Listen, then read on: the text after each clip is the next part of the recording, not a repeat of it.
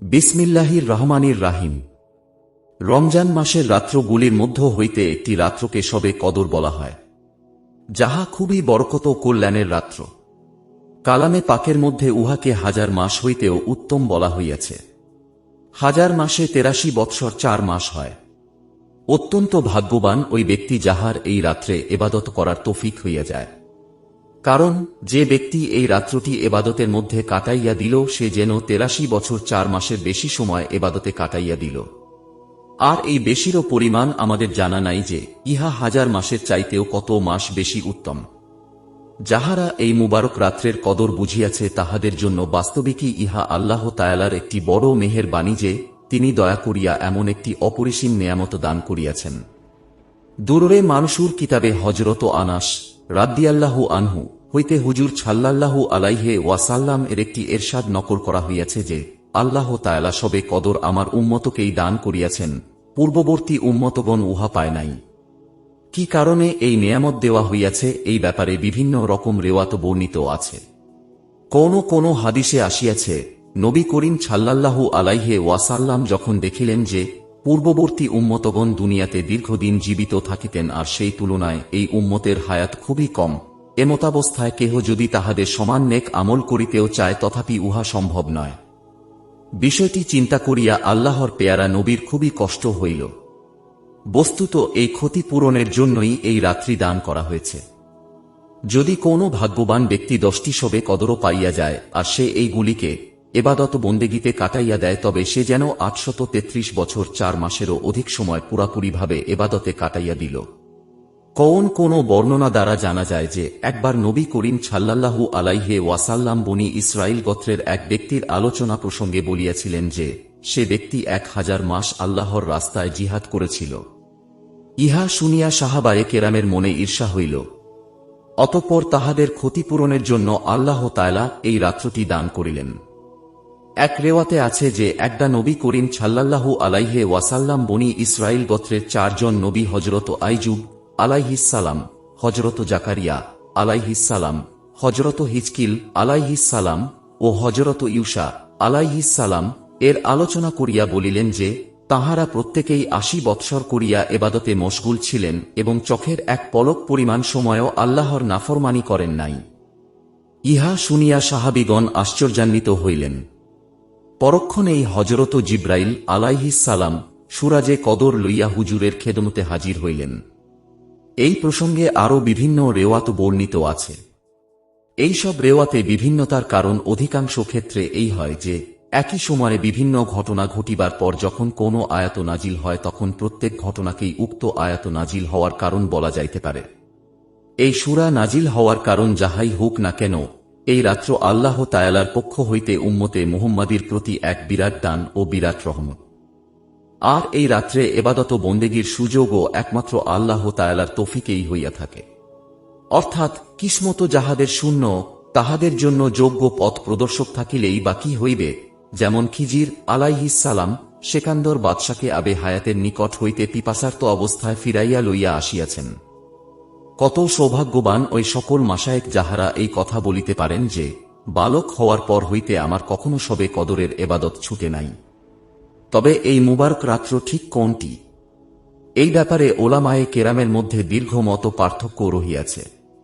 এই বিষয়ে প্রায় 50টি অভিমত আছে। সবগুলির আলোচনা করা খুবই কঠিন। শুধুমাত্র প্রসিদ্ধ অভিমতগুলির আলোচনা সামনে আসিতেছে। হাদিসের কিতাবসমূহে এই রাত্রির বিভিন্ন রকমের ফজিলত সম্বলিত বহু রেওয়াত বর্ণিত হইয়াছে। উহারও কিছু কিছু এখানে পেশ করা হইবে। কিন্তু এই রাত্রির ফজিলত যেহেতু স্বয়ং কুরআনে পাকে উল্লেখিত হইয়াছে এবং এই সম্বন্ধে একটি পৃথক সূরাও নাজিল হইয়াছে, কাজেই প্রথমে এই সূরার তাফসীর লিখিয়া দেওয়া উত্তম মনে হইতেছে। আয়াতের অর্থ হাকিমুল উম্মত হযরত মাওলানা আশরাফ আলী থানভী রহমতুল্লাহ এর তাফসীরে বয়ানুল কুরআন হইতে এবং ফায়দা সমূহ অন্যান্য কিতাব হইতে নেয়া হইয়াছে। নিশ্চয় আমি এই কুরআনকে কদরের রাত্রিতে নাজিল করিয়াছি। সূরা কদর আয়াত 1। ফায়দা অর্থাৎ কুরআনে পাক লোহে মাহফুজ হইতে এই রাত্রিতে দুনিয়ার আসমানে অবতীর্ণ হইয়াছে। এই একটি মাত্র বিষয় এই রাত্রির ফজিলতের জন্য যথেষ্ট ছিল যে কুরআনের ন্যায় এমন মহা মর্যাদাশীল জিনিসও এই রাত্রিতে নাজিল হইয়াছে। তদুপরি ইহার সহিত আরও বহু বরকত ও ফজিলত শামিল রহিয়াছে। অতঃপর আল্লাহ তাআলা এই রাত্রির প্রতি শোক ও আগ্রহ আরও বাড়াইবার জন্য এরশাদ করিতেছেন, আপনি কি জানেন সবে কদর কত বড় জিনিস?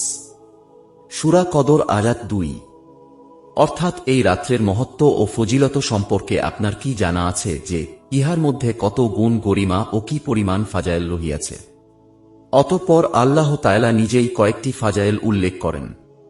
সবে কদর হাজার মাসের চাইতেও উত্তম। সূরা কদর আয়াত 3। অর্থাৎ হাজার মাস এবাদত করিলে যে পরিমাণ সোয়াব হইবে, এক সবে কদরে এবাদত করিলে উহার চাইতেও বেশি সোয়াব হাসিল হইবে। আর এই বেশি যে কত বেশি তাহা কাহারও জানা নাই। এই রাত্রে ফেরেশতাগণ অবতীর্ণ হন। সূরা কদর আয়াত 4। আল্লামা রাজি রহমতুল্লাহ লিখেন যে ফেরেশতারা সৃষ্টির শুরুতে যখন তোমাকে দেখেছিল তখন তোমার প্রতি ঘৃণা প্রকাশ করেছিল এবং আল্লাহর দরবারে আরজ করেছিল যে আপনি এমন এক জিনিস সৃষ্টি করিতেছেন যাহারা দুনিয়াতে ফিতনা ফাসাদ ও রক্তপাত করিবে। অতঃপর যখন পিতা মাতা বীর্যের আকারে প্রথম দেখিয়াছিল তখন তোমাকে ঘৃণা করিয়াছিল, এমনকি যদি তাহা কাপড়ে লাগিয়া যাইত তবে ধুইয়া ফেলিত। কিন্তু আল্লাহ তাআলা যখন এই বীর্য ফোঁটাকে উত্তম আকৃতি দান করিলেন তখন পিতা মাতাও তাহাকে স্নেহ ও পেয়ার করিতে লাগিল। তদ্রূপ আজ যখন তুমি আল্লাহর তৌফিকে পুণ্যময় সবে কদরে আল্লাহর মারেফাত ও এবাদত বন্দেগীতে লিপ্ত হইয়াছে তখন ফেরেশতারাও তাহাদের পূর্বেকার মন্তব্যের ওজর পেশ করিতে দুনিয়াতে অবতরণ করে এবং এই রাত্রিতে রুহুল কুদ্দুস অর্থাৎ হযরত জিবরাইল আলাইহিস সালাম ও অবতরণ করেন। সূরা কদর আয়াত 4। রূহ শব্দের অর্থ কি? এই সম্পর্কে মুফাসসিরগণের কয়েকটি অভিমত রহিয়াছে। অধিকাংশ ওলামায়ে কেরামের অভিমত উহাই যাহা উপরে উল্লেখ করা হইয়াছে, অর্থাৎ রূহ শব্দ দ্বারা হযরত জিবরাইল আলাইহিস সালাম কে বুঝানো হইয়াছে। আল্লামা রাজি রহমতুল্লাহ এই অভিমতকে সর্বাধিক বিশুদ্ধ বলিয়াছেন। এখানে হযরত জিবরাইল আলাইহিস সালাস এর শ্রেষ্ঠত্বের কারণেই ফেরেশতাদেরকে উল্লেখ করিবার পর খাসভাবে তাহার উল্লেখ করা হইয়াছে। কেহ কেহ বলিয়াছেন যে রূহ দ্বারা উদ্দেশ্য অনেক বড় একজন ফেরেশতা যাহার নিকট সমস্ত আসমান জমিন একটি লোকমার সমান। কেহ কেহ বলিয়াছেন রূহ দ্বারা ফেরেশতাদের একটি খাস জামাতকে বুঝানো হইয়াছে যাহাদেরকে অন্যান্য ফেরেশতাগণও শুধু সবে কদরেই দেখিয়া থাকেন। চতুর্থ অভিমত হইল এই যে রূহ দ্বারা আল্লাহ তাআলার কোন খাস মাখলুককে বুঝানো হইয়াছে যাহারা খানাপিনা করেন কিন্তু ফেরেশতাও নহেন মানুষও নহেন। পঞ্চম অভিমত হইল এই যে রূহ দ্বারা হযরত ঈসা আলাইহিস সালাম কে বুঝানো হইয়াছে। তিনি উম্মতে মুহাম্মাদীর এবাদত বন্দেগী দেখিবার জন্য ফেরেশতাদের সহিত অবতরণ করেন। ষষ্ঠ অভিমত হইল রূহ আল্লাহ তাআলার একটি খাস রহমত, অর্থাৎ এই রাত্রে ফেরেশতাগণ অবতরণ করেন এবং তাহাদের পর আল্লাহ তাআলার খাস রহমত নাজিল হয়। ইহা ছাড়া আরও কয়েকটি অভিমত রহিয়াছে, কিন্তু প্রথম অভিমতটি সর্বাধিক প্রসিদ্ধ। সুনানে বাইহাকি কিতাবে হযরত আনাস রাদিয়াল্লাহু আনহু এর সূত্রে নবী করিম সাল্লাল্লাহু আলাইহি ওয়াসাল্লাম এর ইরশাদ বর্ণিত হইয়াছে যে সবে কদরে হযরত জিবরাইল আলাইহিস সালাম ফেরেশতাগণের একটি দলের সহিত অবতরণ করেন এবং যে কোনো ব্যক্তিকে জিকির বা অন্যান্য এবাদত বন্দেগীতে মশগুল দেখিতে পান তাহার জন্য রহমতের দোয়া করেন। ফেরেশতাগণ তাহাদের পরওয়ারদিগারের হুকুমে প্রত্যেক ভালো ও কল্যাণকর বিষয় লইয়া জমিনের দিকে অবতরণ করেন। সূরা কদর আয়াত 4। মাজাহিরে হক কিতাবে আছে এই কদরের রাত্রেই ফেরেশতাদের জন্ম হইয়াছে এবং এই রাত্রেই হযরত আদম আলাইহিস সালাম এর সৃষ্টি উপাদান সমূহ জমা হইতে শুরু হইয়াছে। এই রাত্রেই জান্নাতে গাছ লাগানো হইয়াছে। আর এই রাত্রে অত্যধিক পরিমাণে দুয়া ইত্যাদি কবুল হওয়া তো অনেক রেওয়াতেই আসিয়াছে। দুররে মানসুরের এক রেওয়াতে আছে এই রাত্রে হযরত ঈসা আলাইহিস সালাম কে আসমানে উঠানো হইয়াছে এবং এই রাত্রেই বনি ইসরাইল গোত্রের তোবা কবুল হইয়াছে। এই রাত্রটি শুরু হইতে শেষ পর্যন্ত সালাম ও শান্তি, অর্থাৎ সারা রাত্র ফেরেশতাদের পক্ষ হইতে মুমিনদের উপর সালাম বর্ষিত হইতে থাকে, কারণ রাত্রভর ফেরেশতাদের এক জামাত আসিতে থাকে এবং অপর জামাত যাইতে থাকে। যেমন কোন রেওয়াতে এইভাবে ফেরেশতাদের একের পর এক জামাত আসা যাওয়ার কথা স্পষ্ট রূপে বর্ণিত হইয়াছে। অথবা এই আয়াতের অর্থ হইল এই যে এই রাত্রটি পরিপূর্ণরূপে শান্তিময়, যে কোন ফেতনা ফাসাদ ইত্যাদি হইতে নিরাপদ। এই রাত্র উল্লেখিত বরকতসমূহ সহ সুবহে সাদিক পর্যন্ত থাকে। সূরা কদর আয়াত 5। এমন নয় যে এই বরকত রাত্রের কোনো বিশেষ অংশে থাকে আর অন্যান্য অংশে থাকে না, বরং সমানভাবে সকাল পর্যন্তই এই বরকতসমূহের প্রকাশ ঘটিতে থাকে। এই পবিত্র সূরার আলোচনার পর যাহাতে স্বয়ং আল্লাহ পাক এই রাত্রের কয়েক প্রকার ফজিলত ও বৈশিষ্ট্যের কথা এরশাদ করিয়াছেন, আর হাদিস উল্লেখ করার প্রয়োজন থাকে না। কিন্তু হাদিস শরীফেও এই রাত্রের বহু ফজিলত বর্ণিত হইয়াছে। এখানে ওই সমস্ত হাদিস হইতে মাত্র কয়েকটি উল্লেখ করা হইতেছে। নবী করিম সাল্লাল্লাহু আলাইহি ওয়াসাল্লাম এরশাদ ফরমাইয়াছেন, যে ব্যক্তি শবে কদরে ঈমানের সহিত এবং সওয়াবের নিয়তে ইবাদতের জন্য দাঁড়ায়, তাহার পিছনে সমস্ত গুনাহ মাফ করিয়া দেওয়া হয়। ফায়দা: দাঁড়াইবার অর্থ হইল সে নামাজ পড়ে। অনুরূপভাবে অন্যান্য এবাদত যেমন তেলাওয়াত, জিকির ইত্যাদি এবাদতে মশগুল হওয়াও ইহার অন্তর্ভুক্ত। সওয়াবের নিয়ত ও আশা রাখিবার অর্থ হইল, অর্থাৎ মানুষকে দেখানো বা অন্য কোনো উদ্দেশ্যে না দাঁড়ায়, বরং এখলাসের সহিত একমাত্র আল্লাহকে রাজি খুশি করা ও সওয়াব হাসিল করার নিয়তে দাঁড়াইবে। খাত্তাবী রহমতুল্লাহ বলেন, ইহার অর্থ হইল বুঝিয়া শুনিয়া সওয়াবের একিন করিয়া মনের আনন্দ ও শোকের সহিত দাঁড়াইবে, বুঝা মনে করিয়া মনের অনিচ্ছায় নয়। আর ইহা তো স্পষ্ট কথা যে সওয়াবের একিন যত বেশি হইবে, এবাদতে কষ্ট সহ্য করা ততই সহজ হইবে। এই কারণেই আল্লাহর নৈকট্য লাভে যে যত বেশি তরক্কি করিতে থাকে, এবাদত বন্দেগীতে তাহার মগ্নতা ততই বাড়িয়া যায়। এখানে এই কথাও জানিয়া রাখা জরুরি যে উপরোক্ত হাদিস বা অন্যান্য যেসব হাদিসে গুনাহ মাফের কথা বলা হইয়াছে, ওলামায়ে কেরামের মতে উহার দ্বারা সগীরা গুনাহকে বুঝানো হইয়াছে। কেন না কুরআন পাকে যেখানে কবিরা গুনাহের কথা আসিয়াছে সেখানেই, অর্থাৎ তবে যাহারা তোবা করে, এই বাক্যসহ উল্লেখ করা হইয়াছে। এই জন্যই ওলামায়ে কেরামের সর্বসম্মত অভিমত হইল, কবিরা গুনাহ তোবা ছাড়া মাফ হয় না। সুতরাং হাদিস শরীফে যেখানেই গুনাহ মাফের কথা উল্লেখ রহিয়াছে, ওলামায়ে কেরাম সেই গুনাহগুলিকে সগীরা গুনাহ বলিয়া অভিহিত করিয়াছেন। হাদিস শরীফে গুনাহ দ্বারা সগীরা গুনাহ উদ্দেশ্য হওয়া সত্ত্বেও সগীরা গুনাহের কথা দুই কারণে উল্লেখ করা হয় না। প্রথমত, মুসলমানের এমন অবস্থা কল্পনাই করা যায় না যে তাহার উপর কবিরা গুনাহের কোনো বোঝা থাকিতে পারে, কেননা তাহার দ্বারা কোনো কবিরা গুনাহ হইয়া গেলে তোবা না করা পর্যন্ত সে স্থির হইতেই পারিবে না। দ্বিতীয়ত, যখন শবে কদরের মতো এবাদতের বিশেষ কোনো সুযোগ আসে, মুসলমান সওয়াবের নিয়তে এবাদত বন্দেগী করে, তখন প্রকৃত মুসলমান নিজের বদামল সমূহের জন্য অবশ্যই লজ্জিত ও অনুতপ্ত হয়। এইভাবে আপনা আপনিই তাহার তোবা হইয়া যায়। কেননা বিগত গুনাহ সমূহের জন্য লজ্জিত ও অনুতপ্ত হওয়া এবং ভবিষ্যতে গুনাহ না করার পাকা ইরাদা ও দৃঢ় অঙ্গীকার করার নামই হইল তোবা। সুতরাং যদি কাহারও দ্বারা কবিরা গুনাহ হইয়া যায়, তবে জরুরি হইল শবে কদর বা দুয়া কবুলের অন্য কোনো সময় নিজের গুনাহ সমূহের জন্য মনে প্রাণে অত্যন্ত দৃঢ়তার সহিত আন্তরিক ও মৌখিকভাবে তোবা করিয়া নেওয়া, যাহাতে আল্লাহ তাআলার পুরাপুরি রহমত তাহার উপর বর্ষিত হয় এবং সগীরা ও কবিরা সকল প্রকার গুনাহ মাফ হইয়া যায়। যদি স্মরণ আসিয়া যায়, তবে অধম গুনাহগারকেও আপনাদের একলাস পূর্ণ দুয়ায় শরীক করিবেন। হযরত আনাস রাদিয়াল্লাহু আনহু বলেন, একবার রমজান মাস আসিলে হুজুর সাল্লাল্লাহু আলাইহি ওয়াসাল্লাম এরশাদ ফরমাইলেন, তোমাদের নিকট একটি মাস আসিয়াছে, উহাতে একটি রাত্র আছে যাহা হাজার মাস হইতেও উত্তম। যে ব্যক্তি এই রাত্র হইতে মাহরুম থাকিয়া গেল, সে যেন সমস্ত ভালোই ও কল্যাণ হইতে মাহরুম থাকিয়া গেল। আর এই রাত্রির কল্যাণ হইতে কেবল ওই ব্যক্তি মাহরুম থাকে যে প্রকৃত পক্ষেই মাহরুম। ফায়দা: যে ব্যক্তি এত বড় নেয়ামত নিজের হাতে ছাড়িয়া দেয়, প্রকৃত পক্ষেই তাহার মাহরুম হওয়ার ব্যাপারে কোনো সন্দেহ নাই। একজন রেল কর্মচারী যদি কয়েকটি কোটির জন্য সারা রাত্র জাগিয়া থাকিতে পারে, তাহা হইলে ৮০ বৎসরের এবাদতের জন্য ১ মাস রাত্র জাগিয়া থাকিলে অসুবিধার কি আছে? আসল কথা হইল দিলের মধ্যে সেই জ্বালা ও তাড়নাই নাই। তবে কোন ক্রমে একটু স্বাদ পাইয়া গেলে এক রাত্র কেন শত শত রাত্র জাগিয়া থাকা যায়। মহব্বতের জগতে প্রতিশ্রুতি রক্ষা করা ও ভঙ্গ করা উভয় সমান। প্রত্যেক জিনিসের মধ্যেই মজা পাওয়া যায় যদি অন্তরে মজা থাকে।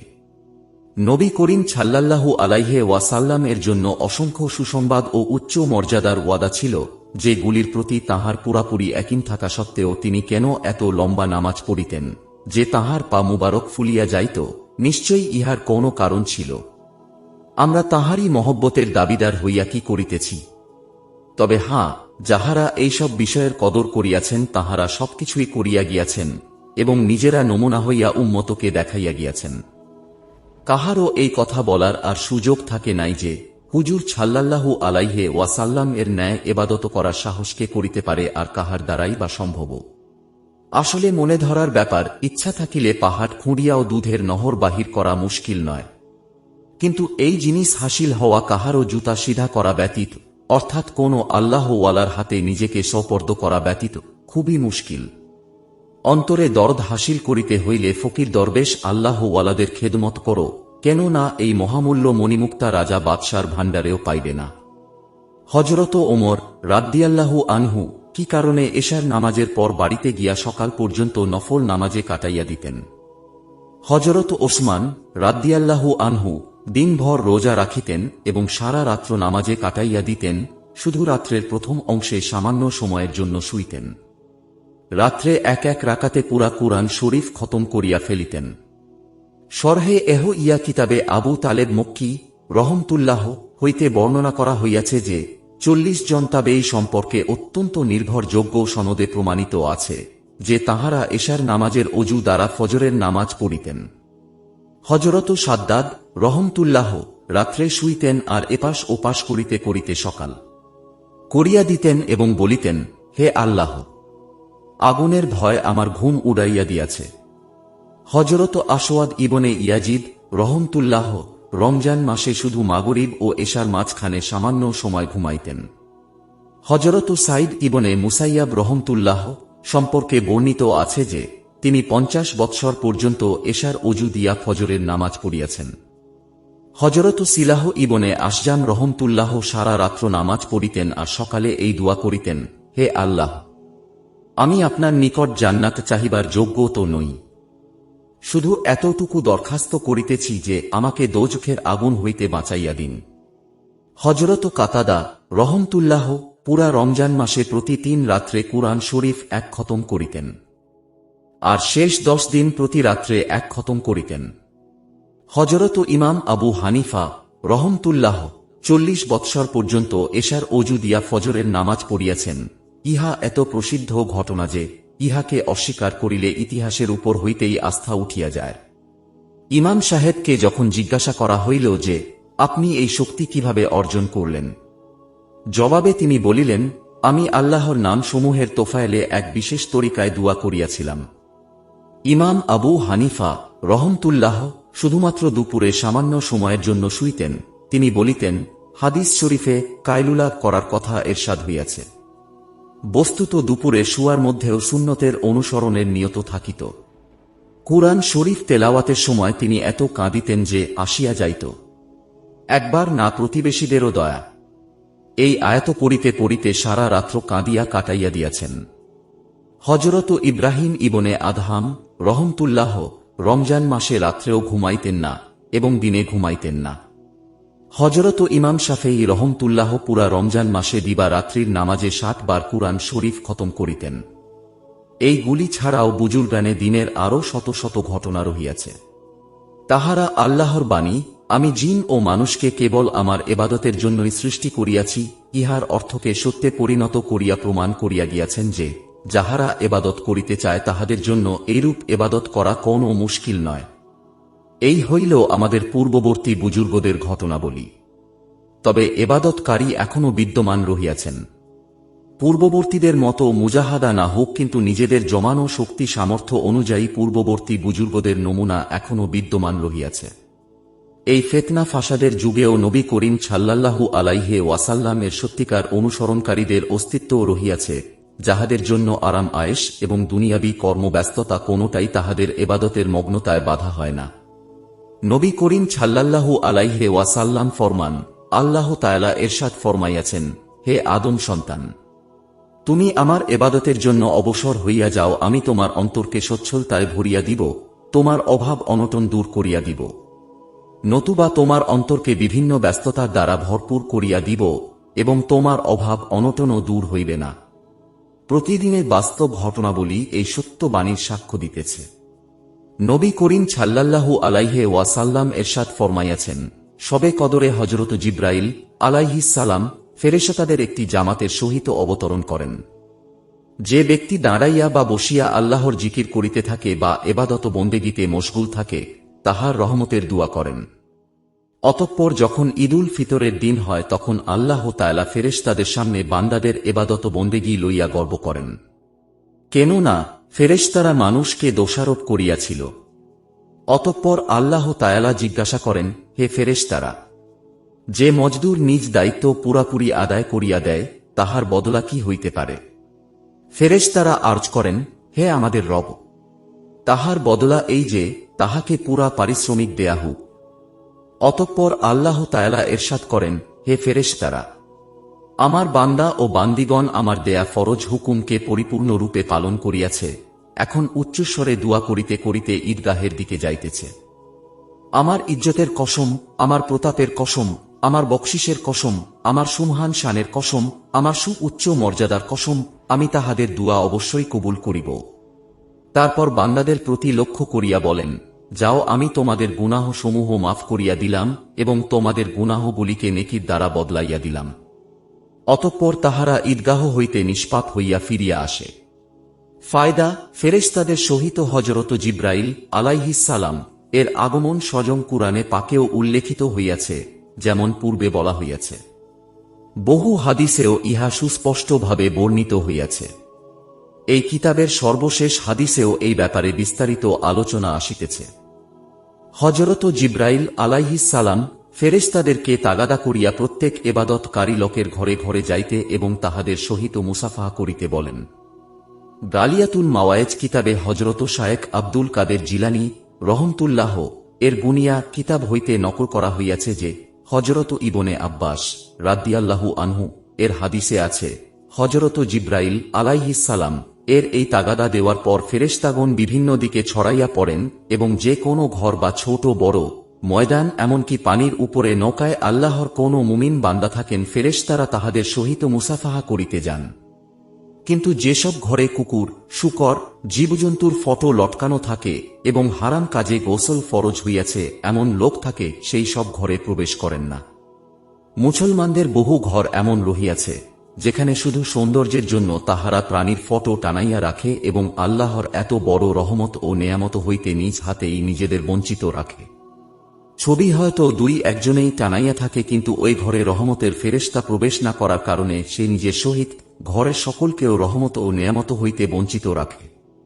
হযরত আয়েশা রাদিয়াল্লাহু আনহা হযরত নবী করিম সাল্লাল্লাহু আলাইহি ওয়াসাল্লাম হইতে বর্ণনা করেন যে, তোমরা রমজান মুবারকের শেষ 10 দিনের বেজোড় রাত্রগুলিতে শবে কদর তালাশ করো। ফায়দা, অধিকাংশ ওলামায়ে কেরামের মতে মাস 29 দিনে হুক বা 30 দিনে হুক, শেষ 10 দিন 21তম রাত্র হইতে শুরু হয়। এই হিসাবে উল্লেখিত হাদিস মোতাবিক শবে কদর 21, 23, 25, 27, 29 তারিখের রাত্রগুলিতে তালাশ করা উচিত। যদি মাস 29 দিনেই হয় তবুও এই দিনগুলিকেই শেষ 10 দিন বলা হইবে। কিন্তু আল্লামা ইবনে হাজম রহমতুল্লাহ বলেন, আশারা শব্দের অর্থ হইল 10। সুতরাং রমজানের চাঁদ যদি 30 হয় তবে তো 21 হইতে 30 পর্যন্ত দিনগুলিকে শেষ 10 দিন বলা হইবে। কিন্তু চাঁদ যদি 29 হয় তবে শেষ 10 দিন 20তম রাত্রি হইতে শুরু হইবে। এই হিসাবে বেজোড় রাত্রি হইবে 20, 22, 24, 26, 28। কিন্তু নবী করিম সাল্লাল্লাহু আলাইহি ওয়াসাল্লাম শবে কদরের তালাশে রমজান মাসে এতেকাফ করিতেন। আর এই ব্যাপারে সকলেই একমত যে উহা 21তম রাত্রি হইতে শুরু হইত। এই জন্য অধিকাংশ ওলামায়ে কেরামের মতে 21তম রাত্র হইতে বেজোড় রাত্রগুলিতেই শবে কদর হওয়ার সম্ভাবনা বেশি ও অধিক অগ্রাধিকার যোগ্য। অবশ্য অন্যান্য রাত্রগুলিতেও শবে কদর হওয়ার সম্ভাবনা রহিয়াছে। তাই উভয় উক্তি অনুযায়ী সবে কদরের তালাশ তখনই সম্ভব হইবে যখন 20তম রাত্র হইতে ঈদের রাত্র পর্যন্ত প্রতিটি রাত্র জাগিয়া থাকিয়া সবে কদরের ফিকিরে মশগুল থাকিবে। যে ব্যক্তি সবে কদরের সোয়াবের আশা রাখে তাহার জন্য মাত্র 10-11টি রাত্র জাগ্রত অবস্থায় কাটাইয়া দেওয়া তেমন কোনো কঠিন কাজ নয়।